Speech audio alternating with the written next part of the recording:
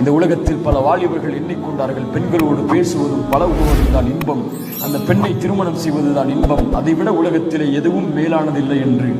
ஆனால் உண்மையில் இந்த மார்க்கம் சொல்லக்கூடிய அழகை பேணி தொழுகையில் 2 ரக்அத் தக்பீர் கட்டி உங்கள் இறைவனோடு பேசினால் அந்த இன்பத்திற்கு நிகராக உலகமெல்லாம் கொடுக்கப்பட்டாலும் ஈடாகாது.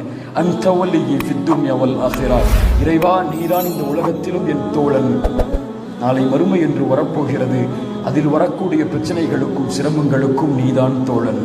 அன்த வலியி ஃபித் துன்யா வல் ஆখিরা, உன்னிடத்தில் நான் கேட்பதெல்லாம் 2 தான். என் வாழ்வின் வெற்றிக்கு நான் தேட வேண்டியது இதுதான்.